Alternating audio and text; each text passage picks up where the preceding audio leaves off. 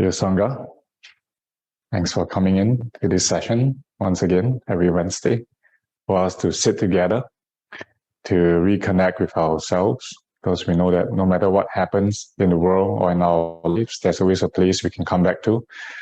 And we also know that the Sangha, the comfort of the Sangha is a reflection of the sense of familiarity that we all have within ourselves, that we can always use a mindful breath or mindful step to come back in and then to settle. Everything that we experience in life, it's not happening outside, but inside. Whether you experience stress, anxiety, or happiness, joy, reconciliation, transformation, it's all actually happening inside. Our moods, right, are based on the feelings that we experience. Our attention, our concentration, they determine what kind of feelings come about within us. Because anything can happen outside of you, different circumstances, different happenings, but it's where you're placing your attention, where your focus is, that actually amplifies the kind of experience that your feelings produce, and it's all actually within. That's why we also know that happiness is actually inside, it's not outside. Although there might be conditions that can help you to water your seeds of positivity, joy, happiness, transformation, but you also know that it is actually inside your own garden that you choose to allow seeds to be watered. But of course, sometimes when we forget that everything is happening within us, we open, our gardens to all kinds of weather changes and elements, and that's why different kinds of seeds can be watered. So our consciousness is like a garden. It's many different kinds of seeds, different kinds of plants. And whatever happens outside, in the sky, when the weather changes, or someone uninvited walks into it when we're not mindful, when we're not focused, then certain seeds can be watered, especially the ones that we don't like to see. Things like anger, stress, anxiety, worries, doubts, all kinds of things. The whole point of meditation is to understand our minds. First, by restoring some peace and calm, to return home within, and to understand how the different seeds in your consciousness have been watered today, and how you can use your energy of mindfulness to embrace it, to look at it clearly. Otherwise, it is very daunting to live life if we feel that we have no control over our emotions or what happens within us, right?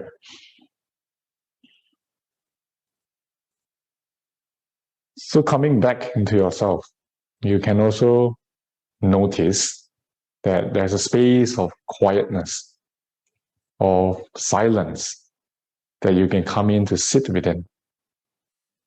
And you can disregard all the noise in the world. Whether the noise comes from the physical world or it comes from the mental world, you can disengage from them. Just notice them as they are. So it's not about suppression or even letting go or to move on to anywhere, but to release your grasp on them. Release your attention to simply disengage and step back within yourself. And in truth, that's the journey of life. We all look for happiness. We all long for a place of belonging. We long to be recognized, validated, to be understood, to have something that leads us to peace, to reconciliation, to solidity. And why solidity? Because you want to find yourself. You want to be able to just be yourself, be pleasant, be peaceful, and to trust yourself, right? To build confidence. Sometimes in life, we can think that by acquiring or attaining things, be it material objects, money, or status, right? We think that that gives us a sense of power, a sense of control, that we've made it. But why is it that when we achieve them, it seems like after a while, nothing much has really changed? And still face storms of emotions. We can still fall into depression, stress, worry, anxiety, unhappiness, and sometimes even a lack of faith in ourselves or the things that we're doing. Or when we are faced with uncertainties, we do not know how to navigate. And it's like, oh, after decades of working so hard, why are we back in a place that feels so familiar again? So this really depends on where we dwell in. Do we dwell in the place of wisdom, of mindful wisdom, of compassion towards ourselves, of clarity? Or do we dwell in a place of our habits of looking for happiness and meaning outside of ourselves? Whatever happens outside of us, the beautiful things especially, it's meant for us to appreciate, to cherish, because they're transient. They're all subject to change. And sometimes it's not within our control. And why do we cherish them? It's not because we work so hard for them. It's not because there are sufferings in the world. But the answer is, why not? Why not appreciate the beauty of life?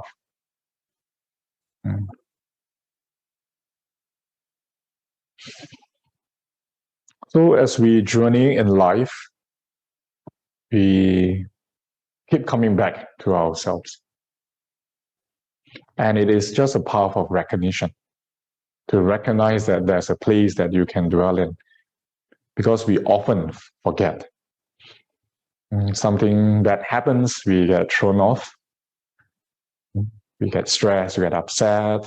There's nothing wrong with being human, right? That's suffering coming up. But that's also because we forget our own inner place of dwelling, forget how to step back. So it's just this process of recognizing how you've been caught up in the storms of the world and practicing how to come back within yourself, to come back into silence, into stillness, and just be here. And that's what meditation is about. Samadhi can be translated as stillness, concentration, evenness of mind. But when we talk about concentration, what do we really mean by concentrate? It's actually not asking us to focus. There's another word for focus or even attention. But to concentrate, what are we concentrating on? So concentrate on not being distracted, to not being pulled away by the outflows of the mind. Or in Pali, we call it asava, A-S-A-V-A. It actually means both outflow and inflows, because things can influence our minds. And negative seeds can arise in our minds and create a very distorted view of reality that it projects outside. So the inflow and the outflow of our minds, the asava, is something that meditators work on noticing, on catching, because they consume a lot of mental energy. And what happens when we consume too much mental energy? It means that mental strength will start to diminish. And that's where we expose ourselves to suffering. Meaning to say that suffering can arise very, very quickly and easily, because it's as though you're not there anymore. You're not watching your garden. and different bugs, animals, or even thieves may just come in and destroy your garden simply because you're not there. So as we train in meditation to come back to recognize our place of dwelling, is to help us to truly remember what we're doing in life. Because it's based on our minds that we experience life. The different moods and emotions that come about, if they are left ungoverned, they just fly everywhere. And sometimes they result in physical sickness. We know that some ailments that we have, they are psychosomatic, because we do not know how to guard our minds properly. We do not know how to be there for ourselves, be there for our emotions. So as you practice along, you start to know how to concentrate deep within yourself. Then your awareness grows and you see everything very, very clearly. And you also know that we have habitual patterns. Some people translate it as karma, mental karma, mano karma, mana karma. And they are very subtle because they cause the mind to waver and to move into old patterns, old habits of finding suffering. And that is also part of the fault-finding mind, because it's not contented, it's not satisfied. It just wants to go out and search for some pain to just inflict onto ourselves. And I believe that we all experienced this before, no? Maybe times when you have not learned meditation, you just sit down there and try to do nothing, and then where did the mind go to, right? So it is the saying that an idle mind is the devil's workshop. But then the world got it wrong. They think that, oh, since an idle mind is a devil's workshop, then just don't sit there and do nothing and just go and try to do something. Keep yourself busy. Keep yourself occupied. After achieving something, place another object in front of you. Chase after it. Don't leave your mind idle. Don't be stagnant either. But then there's just dancing with the devil in life outside of you. So we want to be very mindful of the asava, the influx, or the inflow and outflows of the mind, of these mental energies. They are so subtle. They can throw us off balance when we do not notice them properly. So it's not to resist, but it is to concentrate that I'm here right now, and this is where I dwell. Nothing can move me, because I know that I can establish samadhi within me. And I have clarity to see, I have wisdom to respond, I have loving kindness and compassion to embrace every experience, every phenomena, so that I can practice acceptance. Good or bad, doesn't matter. Whether you're healthy or you're sick, doesn't matter, because as human beings, you have done a lot. You've done enough. Schedule your appointments for your ailments, thought out a medical plan to heal yourself. You've done all that. Well, next is simply to rest. When you put too much focus into the pains in your body, you actually aggravate the pain. You amplify it. And you forget about other parts of your body that are healthy. It doesn't matter whether you're going through a difficult period in your life. You just concentrate on coming back, because from decades of living on this earth, you know that everything is also subject to change.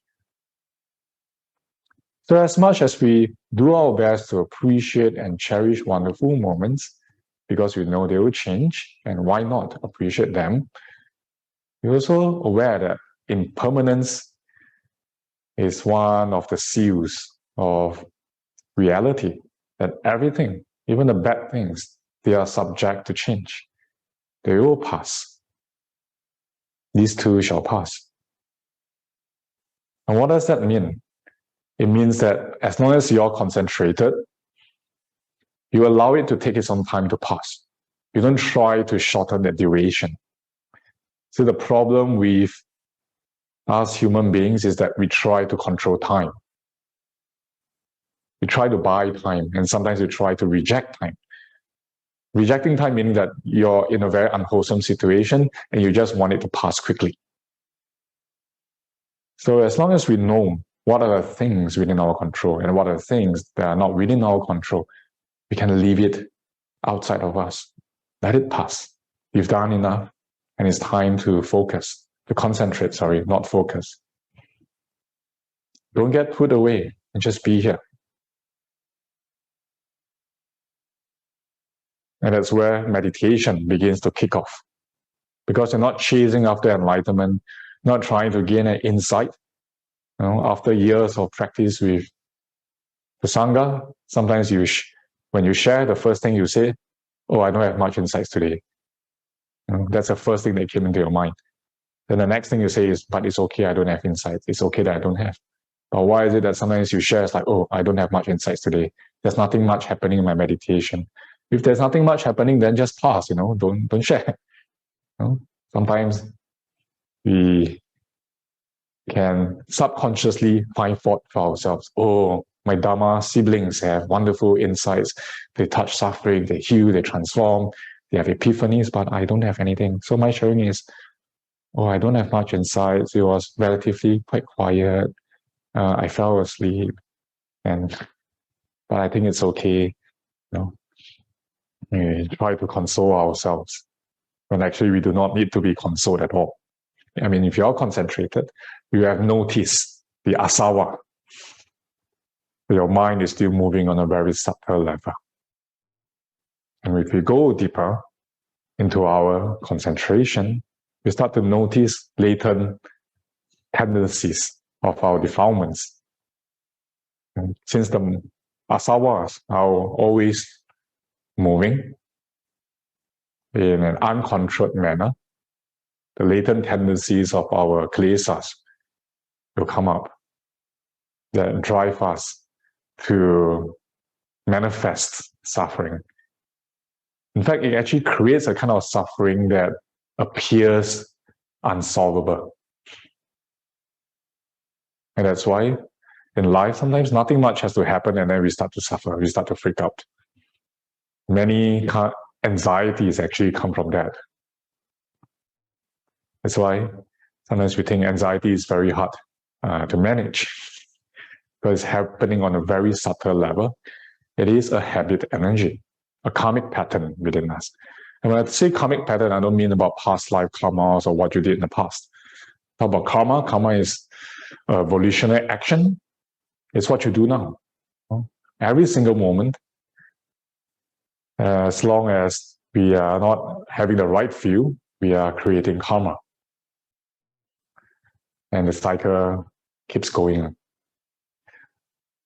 The thing is that our minds think that we have to keep moving, we have to keep going in order to survive, in order to keep ourselves alive. That's the energy of our ancestors. They can't stand still, they can't just sit still, not even in the cave or above a tree. There's predators everywhere. You have to constantly be on guard or to look behind their back. If they try to close their eyes and meditate, that's it. Right? They might be eaten up or be attacked. And we carry this inheritance with us. That's why we have this survival instinct. Although we live in comfort, but we still think that we have to try to survive. And the mind keeps going and going and going. The asavas are happening. The latent tendencies of defilements are driving us, pushing us. But the thing is that we don't have to do that. Then what happens to the mind if you simply stop or you experience a deep samadhi where when thoughts appear, they pop away? What happens? Is the mind still moving? It is still and moving at the same time. It's flowing into developing understanding on a deep level. It's moving towards clarity, towards wisdom, into a profound experience of the nature of reality, to recognize your own true nature, where there's boundless love within. And all this happens without you actually having to do anything at all, without you having to contemplate. You simply rest your body and you allow your mind to be as it is. And you concentrate on not being pulled away. So it's not about connecting with your breath. It's about catching your mind. Notice when your mind drifts away. And then you catch it. And you bring it back. Then you rejoice because you brought it back. Then you just sit, and if the mind flies away again, notice it. So many people think that it's about trying to silence the mind. It's not. It's about catching whenever it flies away.